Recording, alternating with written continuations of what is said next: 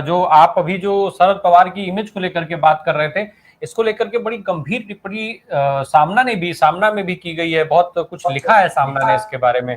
और संजय राउत के जिस प्रेस कॉन्फ्रेंस की आप जिक्र कर रहे थे, वो अगर हम उसको और विस्तार पूर्वक देखें तो सामना का जो लेख है उसने बड़ी गंभीर गंभीर चीजें लिखी हुई हैं। अभी मैं लौटूंगा उस पर सर, लेकिन अब मैं जयनारायण व्यास सर के पास चलता हूँ। एक चीज समझना ये सर कि जब शरद पवार से इस बारे में सवाल पूछा जाता है कि आप अजीत पवार से मुलाकात कर लेते हैं बहुत आराम से, अभी पीछे सर जब घटना हो रही थी, जब प्रधानमंत्री नरेंद्र मोदी को सम्मान करने वाली, उसके पहले कांग्रेस और बाकी जो दल हैं इंडिया के, उनमें से कुछ लोगों ने शरद पवार से मिलने का समय मांगा था।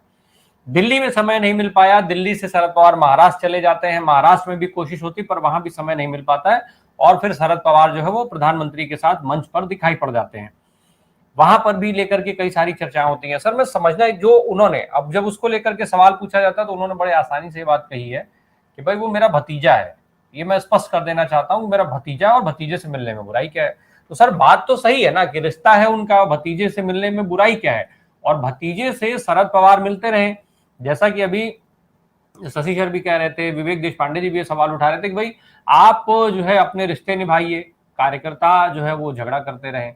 तो ये जरा सर जो ये सियासत है उसको अब कार्यकर्ता कैसे समझें, उसको कैसे हैंडल करें, ये एक बड़ी समस्या है। तो मैं सर इस पर एक आपकी संक्षिप्त टिप्पणी चाहता हूं। पहले तो उनके मुलाकातों को लेकर के, ये रिश्ते वो निभा रहे हैं, और दूसरा ये कि कार्यकर्ता अब इसमें फिर क्या करें। राय साहब, इसके लिए शरद पवार का महाराष्ट्र पॉलिटिक्स में जो उठना हुआ, फिर बाकी की जो उनकी भूमिकाएं रही, शरद पवार महाराष्ट्र के सबसे यंगेस्ट चीफ मिनिस्टर बने थे और जिनको हटा के बने थे उनका बहुत बड़ा सम्मान भी बाद में किया गया था। तो ये शरद पवार है। अच्छा, महाराष्ट्र में जिनके साथ वो अभी बैठे हैं वहां भी भतीजा वर्सेस बेटा, उसमें भतीजा कम बेटा ज्यादा, ये राजनीति का अंतिम फल हुआ है। तो मैं नहीं मानता कि शरद पवार अंतिम खेल में सुप्रिया सुले को छोड़ के अजीत दादा के पास जाए। न तो अजीत जी के पास कोई ऐसा टेम्परामेंट है, वो कभी कभी भी कुछ भी हम गुजराती में जिसको बोलते हैं भांगड़ा मार देते हैं, और फिर उनको ढूंढना पड़ता है कि क्या करें। मैं एग्जैक्टली इसमें सिमिली देखता हूँ बाला साहब ठाकरे, उद्धव जी और इनसे ज्यादा शायद कॉम्पिटेंट इनके भाई, चचेरे भाई। और यहाँ मैं ये नहीं कहूंगा कि सुप्रिया सुले से ये ज्यादा कॉम्पिटेंट है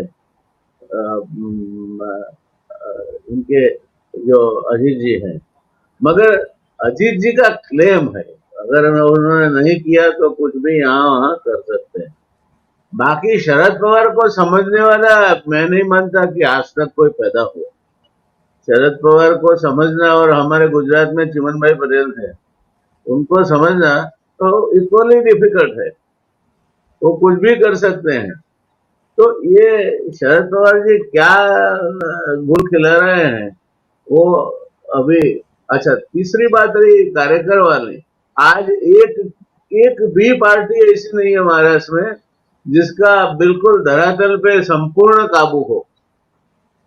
न तो शिवसेना रही, न कांग्रेस रही, न भाजपा रही। भाजपा तो शिवसेना के बिना शून्य है। और तो ये अगर हम समझें और नरेंद्र मोदी को समझने का प्रयत्न करें, जो एक अलादीन का जादुई चिराग वाला आया था, तो उसको किसी ने बोला, कांग्रेस वाले ने, कि नरेंद्र मोदी को समझना है हमें, तो तू जाके स्टडी करके हमें समझा। तो तब से गया है चीन, वापिस नहीं आया है। तो ये जो इनकी ये अभी जो चौकठे बीत रहे हैं, वो उसमें उतना आसान भी नहीं होगा। न तो शरद जी के लिए उतना आसान होगा कि वो नरेंद्र मोदी के साथ चले जाए। अगर इन्हें प्रोसेस अजीत पवार को सेक्रीफाइस करना है तो भी वो पितृ प्रेम कहीं ना कहीं ज्यादा उभरता हुआ दिखेगा। जो ड्रामा हुआ, उन्होंने बोला मैं सब छोड़ देता हूँ, और जिस तरह से स्वस्थता रखते हुए सुप्रिया जी ने पूरा शो निभाया, तो कोई भी थोड़ा बहुत भी समझ है राजनीति का, समझ सकता है कि ये तो चौपट बीत चुकी है, इनको खाली अपना रोल ही पे करने का है। न तो शरद पवार जा रहे हैं, न अजित पवार आ रहे हैं। तो ये बहुत इंटरेस्टिंग होगा आपके यहाँ आने वाले 10-15 दिन, will be very interesting. But I for one, I have a gut feeling to believe कि शरद पवार और मोदी दो में से अगर राजनीतिक इनका एक्यूमेन देखे, तो शरद पवार फार फार अहेड देंगे।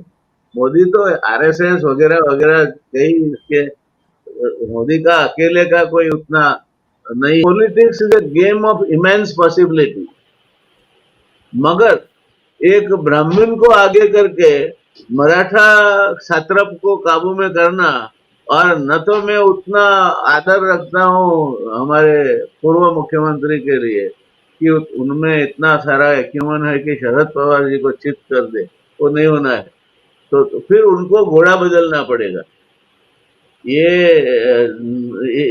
घोड़े से बीजेपी महाराष्ट्र में नहीं जीत सकता। जयराम सर, जो बात अभी शशि सर जो अभी ईडी का जिक्र कर रहे थे पहले, कि माना जा रहा था कि 15 अगस्त के बाद जो है वो खेल शुरू होगा ईडी और ऐसा, जिसकी अभी संभावनाएं लगातार पूरे देश में जताई जा रही है। और खास करके जब से संजय मिश्रा को दोबारा ये लेकर के आए सरकार, जा करके सुप्रीम कोर्ट में गिड़गिड़ाना पड़ गया जिसको लाने के लिए, तो ये तय हो जाता है कि कुछ ना कुछ बहुत विशेष होगा, तभी उनको लाने के लिए सरकार को इतनी मेहनत करनी पड़ी। ये सुनने के बाद भी कि ईडी में और ऐसे संस्थाओं में क्या इनके अलावा कोई कायदे का ऑफिसर बचा ही नहीं है, कोई टैलेंटेड ऑफिसर ही नहीं बचा जिसको महत्वपूर्ण जिम्मेदारी दी पाए। जयराम सर, सवाल मेरा ये है कि जो जिक्र अभी शशि सर कर रहे थे, क्या वो जो खेल है ईडी वाला, उसका डर, जो आर्थिक संबंधों वाली बात हो रही थी, उसी का डर है शरद पवार की ये सारी मुलाकातें और शरद पवार की चुप्पी का ना होना, शरद पवार की चुप्पी जो है बनाए रखना, भारतीय जनता पार्टी को लेकर के कोई चीज ना कहना, ये सारी चीजें क्या उस घेरे में आती हैं? एक और भी नाम है जो आने वाले समय में काफी चर्चा में रहेगा, वो है प्रफुल्ल पटेल। ये अभी पूरी शतरंज बिछी नहीं है, तो मगर ये सब होने के बाद भी सेंटर ऑफ पवार साहब party will be Supriya Sule, nobody else. नहीं जयराम सर, मेरा सवाल दूसरा था। मैं सवाल ये पूछ रहा था कि जो ईडी को लेकर के चर्चा चल रही थी, जिसका जिक्र अभी शशि सोनवने जी ने किया था कि खेल चालू होने की संभावना लगातार जताई जा रही है संजय मिश्र के आने के बाद, तो क्या शरद पवार भी उस खेल में फंसते हुए दिखाई दे रहे हैं? इसी के चलते वो जो है बार बार उनको अजीत पवार से मिलना पड़ जा रहा है। भाई, हम अगर किसी से नहीं मिलना चाहते हैं तो हम नहीं मिलेंगे। हम अगर विवेक देशपांडे सर से मिलना चाहे, विवेक देशपांडे सर कहीं कि मैं नहीं मिलूंगा तो नहीं मिलेंगे, जयनारायण व्यास जी नहीं मिलना चाहेंगे तो नहीं मिलेंगे। लेकिन नहीं, शरद पवार की ये नीति आप देखिए, शरद पवार का पूरा कैरियर ग्राफ देखिए, जिसको चीफ मिनिस्टर से भगाते हैं उनका ही सम्मान करते हैं थोड़े समय के बाद। जो शरद पवार साहब कोई अलग चीज है, वो ऐसा नहीं मिलेगा मिलेगा चलो कल से बोलना बंद, ऐसा नहीं करते, वो खेलते रहते हैं। And he always believe that there is somewhere some point where you can play upon it and इनके ऊपर आप हावी हो सकते हैं। आज शरद पवार साहब की आप महाराष्ट्र की पॉलिटिकल हिस्ट्री देखिए, एक महाराष्ट्र में इनके साथ एक ही था आदमी, नहीं टिक सका क्योंकि वो गुजराती था, और रजनी पटेल।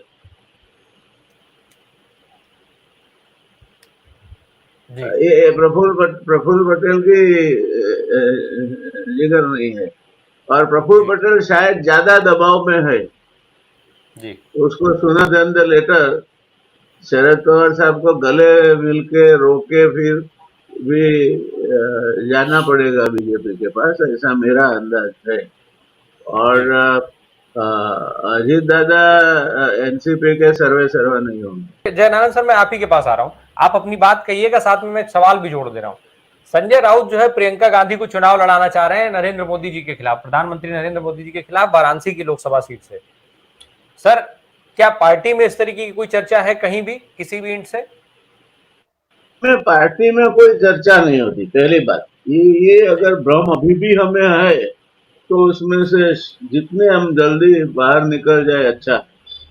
बीजेपी में पार्टी का मतलब एक ही है, first person singular, Narendra Damodar Das Modi. दूसरी बात, बीजेपी अब तक 3 बार पछाड़ खाई है शरद बाबू के हाथ।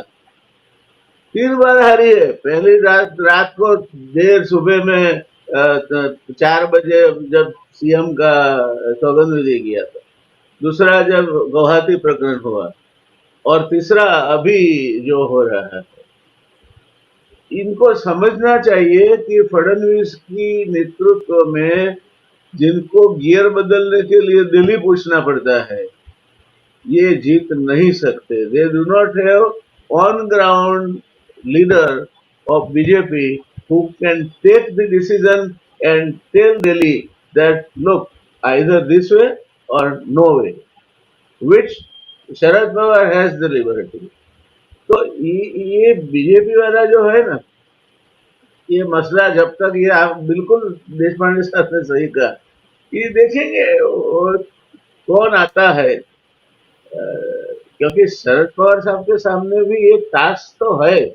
सुप्रिया जी को उतना आसानी से, वो इंदिरा गांधी नहीं है जो आप उनको वो कर दो। और वहाँ कांग्रेस ने भी ताई को लगाया है सामने। तो Maharashtra politics is going to be murkier and murkier day by day. जी, बस चलते चलते अच्छा, अंतिम एक बात मेरी और भी आप सुन लीजिए राय साहब। हाँ जी जी जी जी जी। ये जो 2 ग्रुप हैं इस देश के, महान ग्रुप जिसकी वजह से देश पैदा हुआ, उसका जन्म हुआ, देश आगे बढ़ा, ये 2 ही ग्रुप है। उसके बाद तो कोई आया नहीं इनके सामर्थ्य वाला। वो 2 में से एक ही ग्रुप रहेगा।